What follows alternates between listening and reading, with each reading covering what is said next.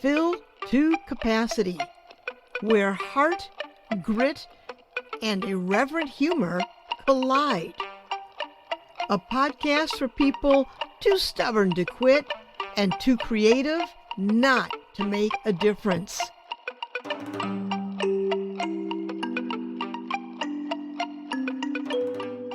Hi, I'm Pat Benincasa, and welcome to Fill to Capacity. Today's episode, From Bench to Community, Sparking Change Through Connection. Now, for this episode, I'm going to change things up a little bit. I'm going to start with a quote by Longfellow. We judge ourselves by what we feel capable of doing, while others judge us by what we have already done. Mm-hmm. Yeah. My guest is a man that has a sky-high expectation of what he is capable of doing, and he is indeed judged by his transformative and innovative work accomplished, but by no means finished. My guest, Shaun Floerke, served as a judge in Minnesota's 6th Judicial District since 2004, including 4 years as a chief judge. Okay, so as a judge, he founded the South St. Louis DWI Court, which has been called one of the most effective specialty courts in the nation. And for our international listeners, DWI means driving while intoxicated. While on the bench, Floerke hosted meetings outside the courthouse in a building that housed a pantry and donated clothes.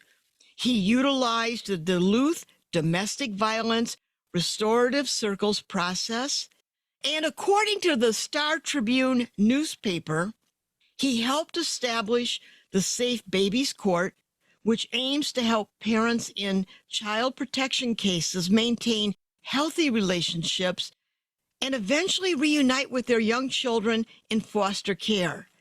He's traveled around the country providing training for justice agencies and giving talks. Now let's fast forward here to 3 years ago. You're losing them.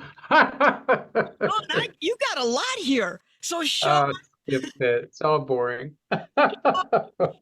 retires as a judge to lead the Duluth Superior Area Community Foundation. Okay, welcome, Shaun Floerke. I have been so looking forward to having you here. Really good to be here. So please tell us, what is the Duluth Superior Area Community Foundation? What does the foundation do? So a community foundation, this beautiful idea where folks who care about place and care about people and care about community can give their money, sometimes estate planning, sometimes lifetime, but they can give their money into a pool that then is there. We're a forever investor that then is in the community to fund great work in the community. So we do grant work, we do scholarship work, we're investing in community. Okay. It's really a beautiful idea. Okay. Now, again, before we go any further, I'd like to let our international listeners know that Duluth is a city on Lake Superior, about 150 miles northeast of Minneapolis. It has a population of about 300,000. No, it's way less. It's way less. We're about 85. Yeah.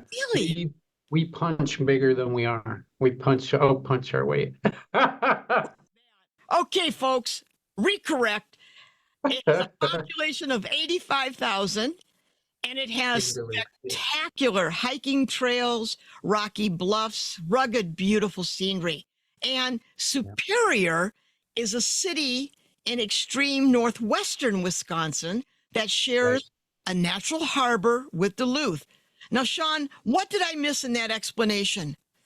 That kind of covers it. And Superior's about 30,000 people, and we're a really interesting community in that there's a lot of back and forth across the bridge, and people live on one side, work on the other side. So we're a neat little metropolitan area.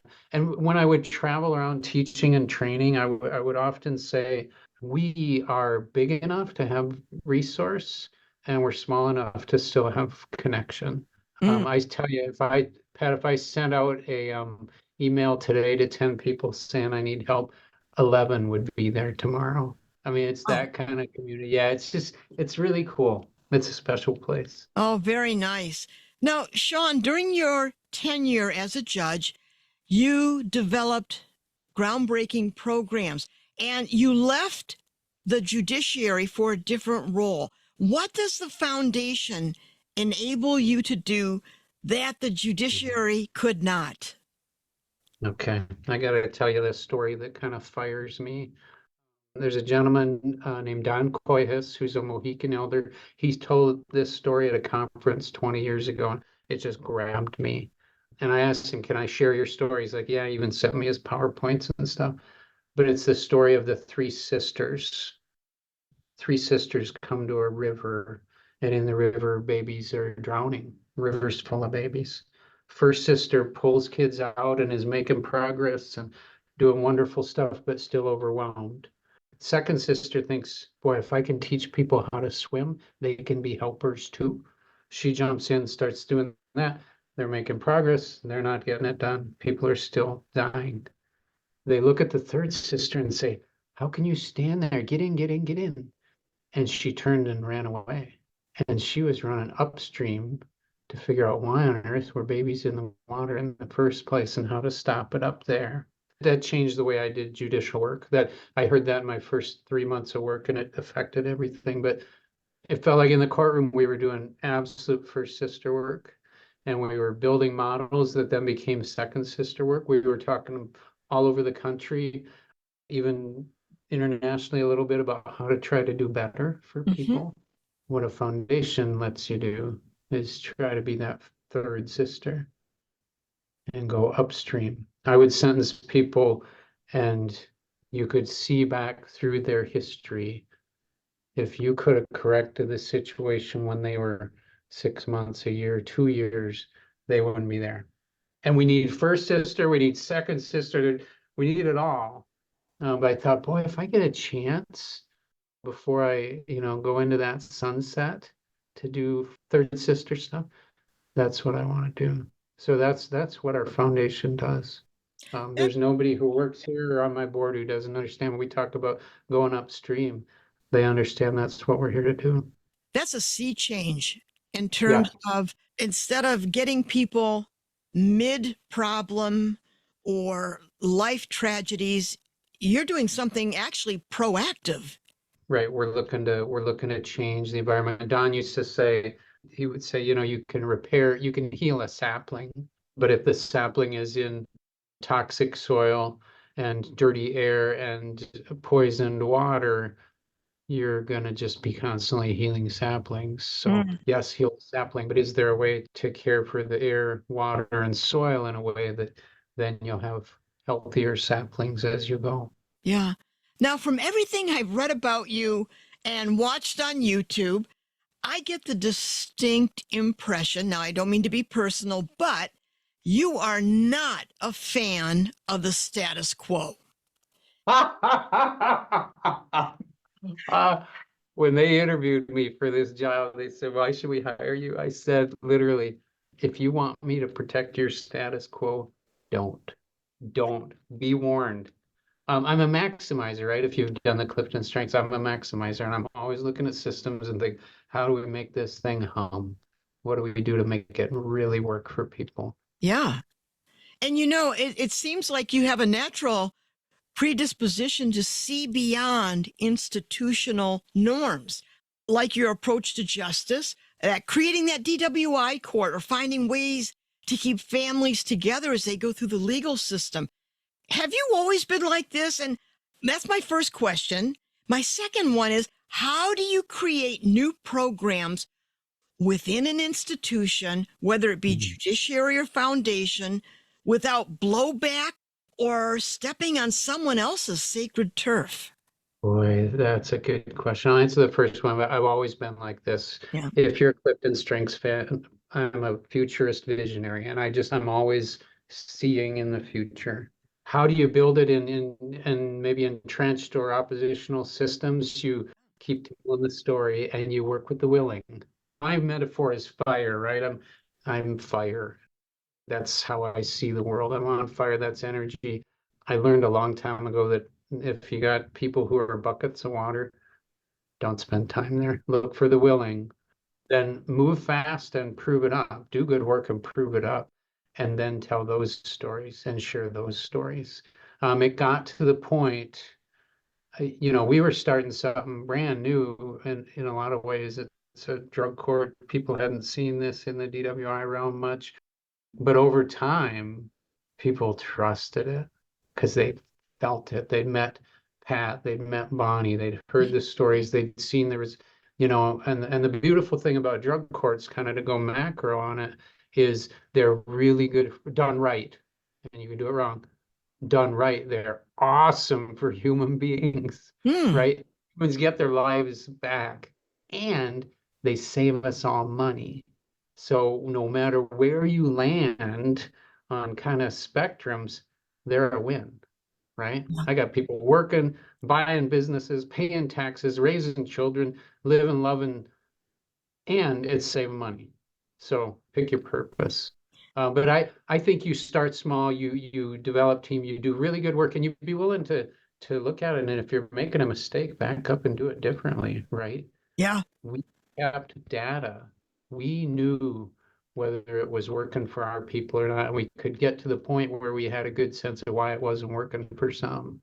And I always said, if the data shows us we're doing harm, we're going to change. And we always learned early on, we didn't have a mental health provider on our team. And an evaluation came back, and, this was a long time ago, and said, you're not doing a great job connecting folks with mental health issues up to treatment. I went out and called somebody and said, please join our team. And it made all the difference, right? Because Yeah. then they were able, and they were helping and they were connecting. So that's have a big idea, work with the willing, prove it up, be willing to learn, always adjust, always chase best practice. Yeah, and then you'll always have naysayers and folks who will say no, but we found that it really changed the system. You couldn't meet anybody who didn't understand the principles of thoughtful, smart engagement with Mhm. clients. Yeah. You're kind of leading into my next question. Now, you've been at the helm of the foundation for 3 years. Can you Yep. share a pivotal moment or project that you think really defines your leadership or what you're trying to do? Oh man, that's a great question. Okay, so we have completely revamped our large grant priorities in the past year, and our priorities are belonging. Our world desperately needs belonging, human connection, dialogue, resilience. The idea that if, back to Don's idea, if you make a community strong, you can handle the wins, you can handle the challenges, you bounce back, right? COVID, fires. We want strong community that is connected and bounces back. And then opportunity. There are haves and there are have not. And what barriers do we need to remove? How do we need to source and walk with people so they can be everything they want to be and everything they can be? So those three priorities. And then for the first time, we're doing what we're calling transformational grants, where we're doing a 5 year, 100,000 a year, so $500,000 worth of grants. So it's a long-term kind of grant process with folks working in partnership to go upstream and solve for issues. We just opened that up. We've got 16 beautiful applications we have to choose from. Oh, but that's not just me, but that's me and our team saying, how can we be absolutely what matters in the world? How can we take every bit of our resource, time, talent, treasure, Mhm. big mouth, and use it for impact? I'm struck, Shaun. We live at a time post COVID, uncivil discourse, an empathy drain. There's so much happening that is so stressful to Right. folks. Right. And People are activated. oh, yeah, yeah. And here you are. And I'm not going to say Don Quixote tilting at windmills because Right. You Right. you're doing something. You're not tilting, Right. man. You're Sure. bolting into the Right. challenge. And Right. so you have quite a backdrop here in the cultural moment. Yeah. Yeah. And you said before we started filming, you want to make a difference. You want to spend your day making a difference, and we collectively can be that, taking a swing at it. Yeah. Yeah. Yeah, it's been fun. We have our local homeless shelter and programming is doing a work up here, just up the hill. I'm pointing up the hill, Mhm. and they're trying to fundraise. And I was sitting in a meeting with them. I thought, oh, I see what you're trying to do, and I know somebody who'd be really interested in that. I gave him a call. I said, hey, you want to go see something with me? I think you'd be interested. He's like, yeah, let's go. So Wednesday, a week later, we get there. He's kind of hobbling around. He's not healthy, but he's still going. Mhm. Um, Walked through it and came out into the parking lot and said, let's give $200,000 to that project. It was really beautiful to see a huge community need and to know this man with this huge heart and know that I get to be kind of connecting and say, hey, come look at this. Hey, I love it. Let's do it, and try to be that connector of real impact. It seems like you're kind of a hands-on guy. Yeah, right. I Is like being in the there? mix. Yeah, yeah, maybe too much. Maybe sometimes people would like me to kind of quiet down. I don't think so. I think you're exactly doing what people want you to be doing. Well, I hope so. I had an employee once who went to a seminar, and the seminar said that everybody has one crazy maker in their life. And she came back and she said, you're everybody's crazy maker. It's a compliment. Yeah, yeah, it was good. It was good. I've had to learn how to not force things too. Oh You yeah. you know Yeah. that, right? Yeah. Okay, I feel that, but this isn't the time, and let it kind of mature and come, and it's not just me kind of let's go, let's go, let's go. It's people are there and people are ready and people are picking it up and contributing. I love that. That's an age thing. I think as a younger person, you tend to want to push things hard. Um, Well, as one who has burned several bridges in my youth, right? I've gone from burning bridges to appreciating that a bridge isn't a bridge till the first person walks across it. And what you're Amen. talking about with age, and I agree, there is an age thing here that everyone has a right to walk their own path. Yeah, Everyone. yeah, And we're yeah. not road rescue. We can't go in, even though we want to, and Right, change a situation. right, We can't right, do that. But in your right. position, it sounds like you spend a lot of time assessing and feeling, intuiting Yep. what is needed. Listening. Yep. Yep. And then it becomes a story I can share and an invitation I can open up. And then what I do is I hire people smarter than me and better than me. Oh, yeah.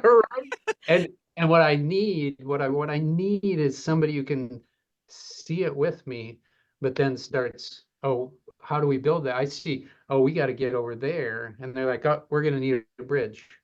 Yeah. And here's what the bridge will have to be, and let's do this, and we'll need this bunch of resources, and we'll need that. And like, and I can help with that, but I don't think that way. So it's a really sweet, powerful combination. We talk about we are looking to thrive together here in service of a bigger purpose. Yes. We want to thrive in our work and in our friendships and in our lives in service of that bigger purpose, both at the same time. Yes. Now, Shaun, you're starting to sound like an artist. Now, let me explain. Now, come on. As an artist, I always yield to the idea. When I get an idea and start researching, the idea begs for the right material.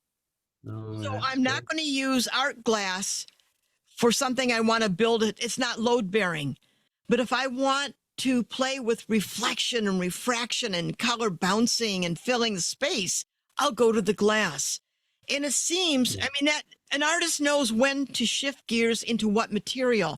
And it seems like Yeah. you have a palette of experts, people that know their stuff, people that want to roll up their sleeves and work. And on the other side of that, the canvas, the community is receptive. Right. You really have a dynamic combination there. That I hadn't thought of it that way, but I think you're exactly right. My teams would always laugh at me because I'd go to conferences, everybody else brings home 3-ring binders. I bring home researchers. I would invariably find somebody who was tracking data and thinking about best practices or teaching, and I'd be like, hey, can I email you? Because I'd love to hear what so it's connecting to the resource that you can then, yeah, so I think that's probably your palette idea. I'm Yeah. not much of an artist in the traditional sense, but yeah, that's it. I'm looking for connection and how that plays out. Well, as someone who uses materials in an iconoclastic way, I don't go by tradition, like Yeah, traditional methods. There's something very freeing about knowing what to use, whether it's sheet metal or hardware store paint. It doesn't matter what's in your hands, it's bringing it to life. And that's right, what you right, do. right, right. Right. And somebody telling you, well, but Pat, we always do it this way. How do you react Oh, to you might that? as well wave a red flag. Or when someone says, that's not been done before, why would you Oh, think it? geez, right? I'm like, awesome, Yeah, I would too. Yes, yeah. Like, okay, awesome. let's do it. You get to be the first. That's awesome. Okay, now, when I was reading about when you were leaving the judiciary and making that transition, you said you were happy to be in, like, for the first time, not walk in a room and everybody having to stand Oh, up. Now, right, right. reflecting on that transition from your judicial career to your current role, what have been the most unexpected challenges you faced? Oh, those are good questions. So it's been an internal challenge, Pat, and it's that I came from a place of real mastery, and I don't say I hope that doesn't sound arrogant. I have an ego. I don't pretend to be non-ego, but I had real mastery and I had real Yeah. ability to speak. I mean, there are courts around the nation that are different because of what we were able to share with them. And then I come into this new area where I don't know a dang thing. And I'm biased to action. Mm, So the temptation is to walk in and say, have you met me? I'm awesome. Let's do this right away.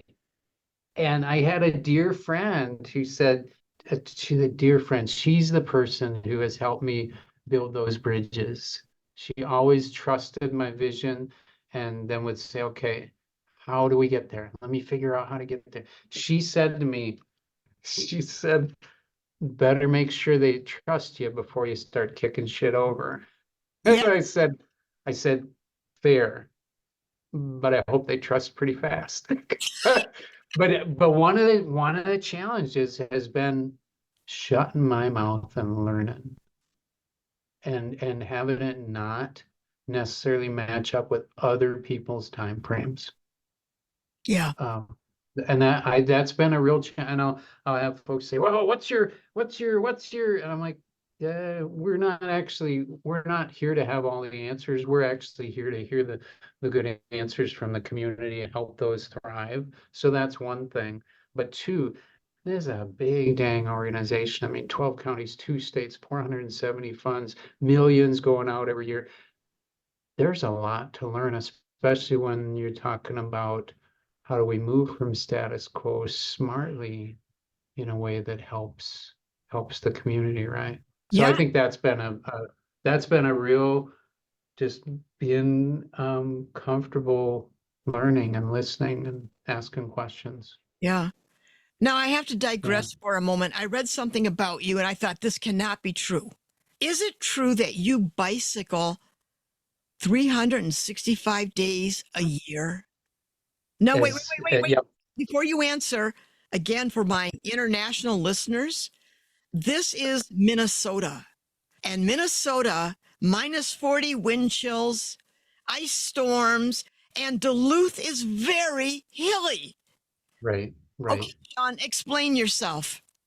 Oh boy. Okay. So 18 years ago, gas hit $3 a gallon for the first time. Do you remember those glory days?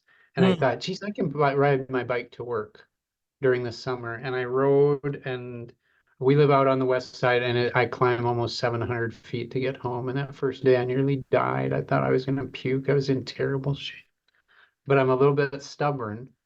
And so I kept doing it.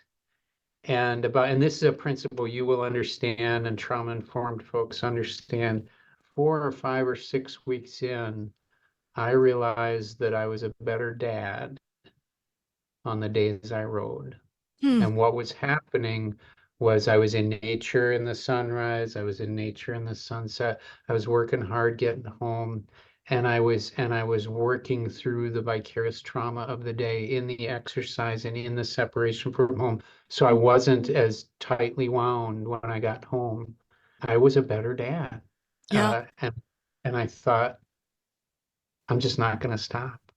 And so I have, and it's become my thing, right? The coldest day I've ridden, it was 28 below with the 54 below wind chill. And those are not fun days. They're kind of grim, especially climbing home at 10 or 15 below is just tough. But it's become part of who I am. And it is a way for me to manage the trauma load and the stress load and stay healthier. And then I get to be that crazy guy on the bike, so nobody messes with me. Well, now you kind of walked into my next question that Uh-oh. it seems like there are so many people, families, communities in need, and there are only so many hours in a day. And I Right. was going to ask, how do you pace yourself with this work? Now, one aspect is biking and releasing that kind of tension, but God, you must see a lot of need. Yeah, yeah. And the answer is I haven't done a great job of it. I've learned over time. I have a meditative practice. I do Tai Chi. I do the biking. I'm always trying to eat better and sleep. I insist on trying to get 7 or more hours of sleep. I'm always doing research on what the neuroscientists say about the best practice. What I find hard now is you could say yes to a million things, right? We have 16 incredible applications. So that's $16 million worth of application, or sorry, $8 million worth of application over the years. And we're gonna have to say no to probably all but one or two. So it's how do you try to get to highest best? What is that? And Yeah, that's super challenging. But if you don't say no, you're just spent, right? yeah. Mm, Amber, my scholarships person, said to me the other day, she says, Shaun, you can do anything, but you can't do everything. And I thought, okay, yep, that's spot on. So I Yeah. think the no's are, the yes will lead you to the no, and then you got to hold that no viciously so that you can do the yes.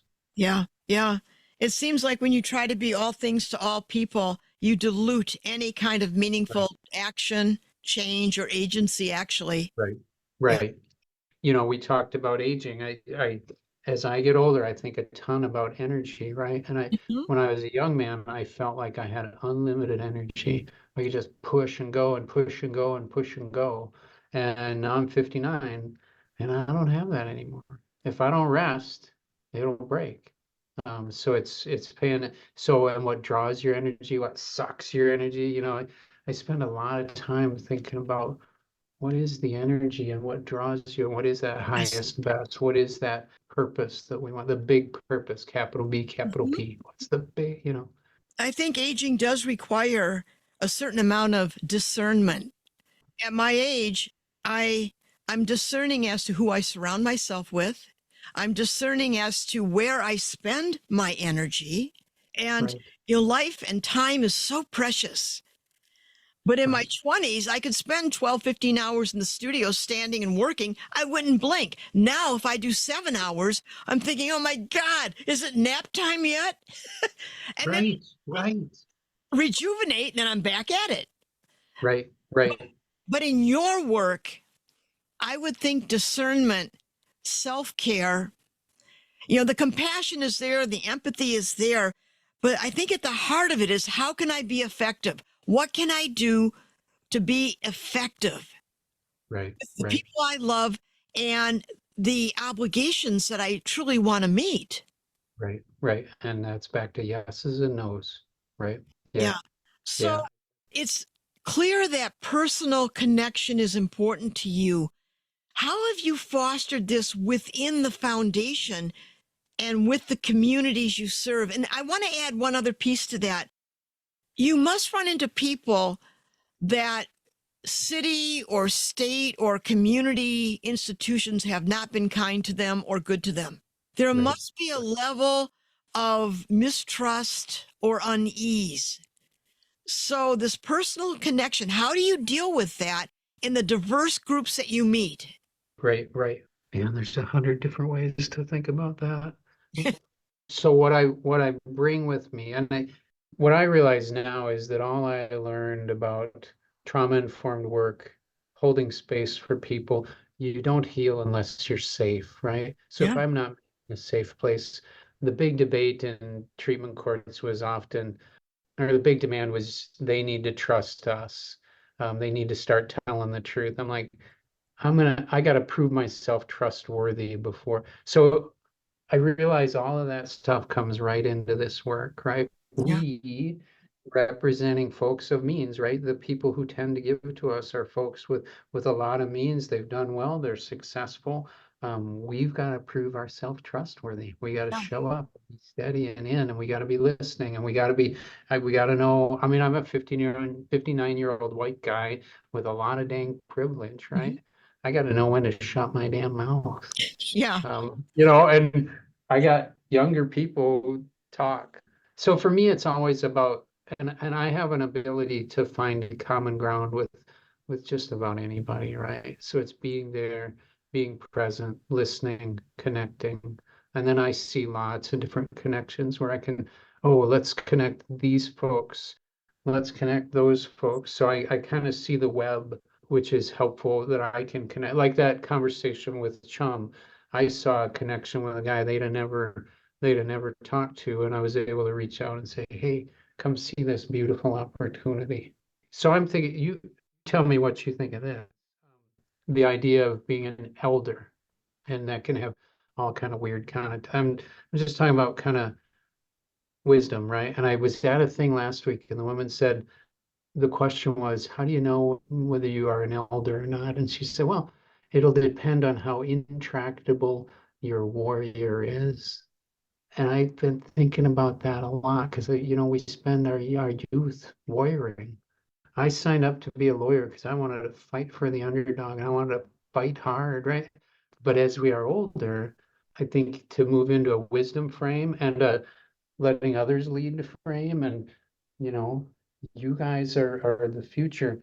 It all depends on whether that warrior is intractable or not, whether you're willing to let go of that warrior role and step into a different role or supporting others, supporting community. I don't have to be in front. I tell people all the time, I've had my name on a lot of stuff. I don't need my name on anything anymore. How do I raise up and give energy for other people to lead with and run with and shine with? I think when you talk about elder, that resonates with me being a first generation Italian American. Yeah, And I honor my ancestors every morning. I ask them to help me, guide yeah, me, guide what yeah, comes out of my mouth. And I yeah, take elder as something sacred. It is a yeah. sacred obligation. In fact, my morning prayer is fortify my warrior spirit that I may be a blessing for others. That's awesome. I'm a fighter. I'm from Yeah, Detroit, Shaun. I mean, yeah, yeah. I get in your face, but I also know I've been tempered with time, and it is about listening and seeing what can I do in this situation. And Yeah. I also Yeah. think being an artist, when I teach and students would be like crushed by societal events or people getting elected that they were horrified. I mean, whatever was happening. And I would say to them very gently, because they know I fiercely respected them, we cannot let events in the world crush our spirit. It will be all right. We just steady on. Right, right, right. Find your way through. The What I, obstacle is the way forward, right? yeah. Well, and the woman sharing this warrior story, she said, "You still have your dagger in your pocket. Oh, hell yes. You still have fights that you got some fights left in you, but to withdraw and move into a place of wisdom as opposed to, I've been thinking about that a lot. It's a wonderful That's good. position to be in. And I think the world so needs All right. elder voices. Right. We were in Japan in March and April. Our youngest son is in the Marine Corps in Okinawa. And to see the culture of honoring and the idea that by honoring you, I honor myself and my ancestors, past and future, and the idea of being connected one to one, and Yeah, then to the ancestors and to the future. It was a powerful, what a beautiful place to kind of similar to what you're sharing from yeah. Italy, your ancestors. It's Oh, yeah. yeah. So, what would you say, Shaun? What core belief guides you in Mm, determining your focus and how you go into the world? mm. Dang, that's a good question. My core belief goes back to what Don Coy has said, and the idea of honoring all of the sisters and making sure that somebody's running upstream. So I'm trying to look at the whole spectrum of kind of human suffering, human trauma, human need, and okay, how do we account for all of that? But how do we also try to change for future? Yeah. And I've thought more and more about the sisters aren't about making a perfect stream or a perfect forest.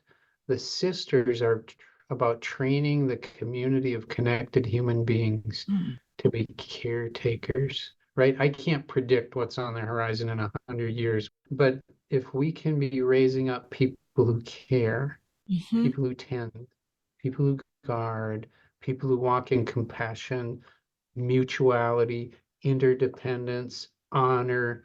That's what I think about a lot is how do we try to join for better humanity? Yeah. I don't know what that all looks like, and it can sound pretty dang pie in the sky, but we need folks who can tend and heal and cure and make places better, and we'll need them in 50 years, we'll need them 100 years, we'll need them in 200 years, Yeah. you know. Yeah.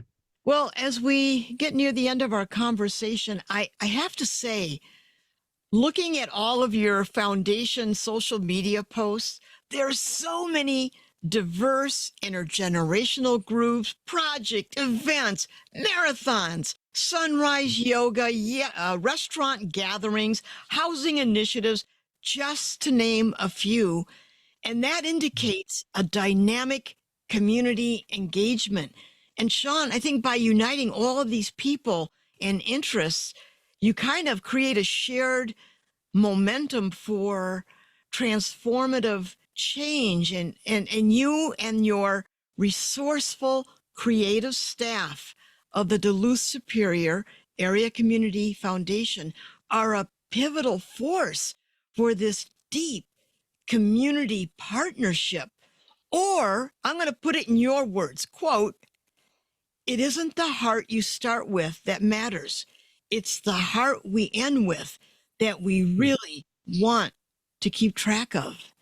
Yeah. Shaun, Yeah. Working through. Yeah. What a job, right? Like you get paid to do. I'm like, I think all the time about generous community. You know, we work in the philanthropy business, which talks about it. Philanthropy tends to focus on the giver. mhm, But I think about generous community and all the people who bring to the table. Somebody brings a big checkbook. Awesome. Somebody brings their grandma's fried chicken recipe. Somebody brings blankets. Somebody brings their 5-year-old who dances. there's a collectivity to all of it that is a Yes. mutual joining that's so beautiful. It's not just a one-way flow. It's a generous community. Well, Shaun, thank you for joining us today on Fill to Capacity. It was My great having you on. It's great talking to you. I'm excited for all you're doing. Thank you. Thank you, listeners. If you enjoyed today's podcast, please tell your friends and subscribe. Thank you and bye.